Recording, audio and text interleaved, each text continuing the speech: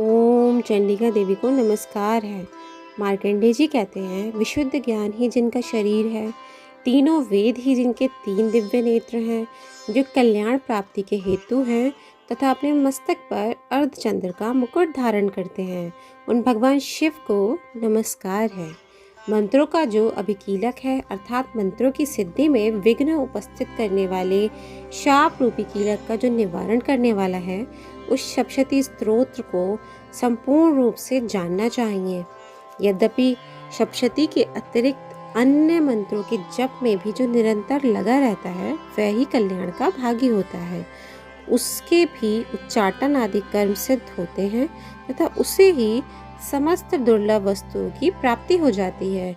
तथापि जो अन्य मंत्रों का जप न करके केवल इस सप्तशती नामक स्तोत्र से ही देवी की स्तुति करते हैं, उन्हें स्तुति मात्र से ही सच्चिदानंद स्वरूपिणी देवी सिद्ध हो जाती हैं। उन्हें अपने कार्य की सिद्धि के लिए मंत्र, औषधि तथा अन्य किसी साधन के उपयोग की आवश्यकता नहीं रहती। बिना जप के ही उनके उच्चाटन आदि समस्त अभिचारिक कर्म सिद्ध हो जाते हैं। इतना ही नहीं, उनकी संपूर्ण अभिष्ट वस्तुएं भी सिद्ध होती हैं। लोगों के मन में यह शंका थी कि जब केवल सप्तशती की उपासना से अथवा सप्तशती को छोड़कर अन्य मंत्रों की उपासना से भी समान रूप से सब कार्य सिद्ध होते हैं, तब इनमें श्रेष्ठ कौन सा साधन है। लोगों की शंका को सामने रखकर भगवान शंकर ने अपने पास आए हुए जिज्ञासुओं को समझाया कि यह सप्तशती नामक संपूर्ण स्रोत ही सर्वश्रेष्ठ एवं कल्याणमय है। तदंतर भगवती चंडिका के सप्तशती नामक स्तोत्र को महादेव जी ने गुप्त कर दिया। सप्तशती के पाठ से जो पुण्य प्राप्त होता है, उसकी कभी समाप्ति नहीं होती, किंतु अन्य मंत्रों के जपजन्य पुण्य की समाप्ति हो जाती है। अतः भगवान शिव ने अन्य मंत्रों की अपेक्षा जो सप्तशती की ही श्रेष्ठता का निर्णय किया, उसे यथार्थ ही जानना चाहिए। अन्य मंत्रों का जप करने वाला पुरुष ही यदि सप्तशती के स्तोत्र और जप का अनुष्ठान कर ले, तो वह भी पूर्ण रूप से ही कल्याण का भागी होता है।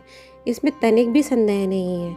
जो साधक कृष्ण पक्ष की चतुर्दशी तथा अष्टमी को एकाग्रचित होकर भगवती की सेवा में अपना सर्वस्व समर्पित कर देता है, वह सिर्फ उसे प्रसाद रूप में ग्रहण करता है, उसी पर भगवत प्रसन्न होती हैं, अन्यथा उनकी प्रसन्नता नहीं प्राप्त होती। इस प्रकार सिद्धि के प्रतिबंधक रूप कील के द्वारा महादेव जी ने इस स्तोत्र को कीलित कर रखा है। जो पूर्वोक्त रीति से निष्कीलन करके इस सप्तशती स्तोत्र का प्रतिदिन स्पष्ट उच्चारण पूर्वक पाठ करता है, वह मनुष्य सिद्ध हो जाता है, वही देवी का पार्षद होता है और वही गंधर्व भी होता है। सर्वत्र विचरते रहने पर भी इस संसार में उसे कहीं भी भय नहीं होता। वह अल्प मृत्यु के वश में भी नहीं पड़ता तथा देह त्यागने के अनंतर मोक्ष प्राप्त कर लेता है।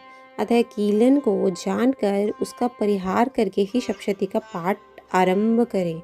जो ऐसा नहीं करता, उनका नाश हो जाता है। इसलिए कीलक और निष्कीलन का ज्ञान प्राप्त करने पर ही यह स्रोत निर्दोष होता है और विद्वान पुरुष इस निर्दोष स्रोत का ही पाठ आरंभ करते हैं। स्त्रियों में जो कुछ भी सौभाग्य आदि दृष्टिगोचर होता है, वह सब देवी के प्रसाद का ही फल है।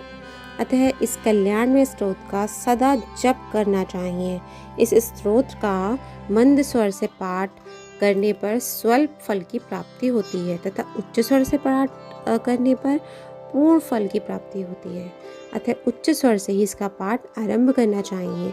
जिनके प्रसाद से ऐश्वर्य, सौभाग्य, आरोग्य, संपत्ति, शत्रुनाश तथा परम मोक्ष की भी सिद्धि होती है, उन कल्याणमयी जगदम्बा की स्तुति मनुष्य क्यों नहीं करते।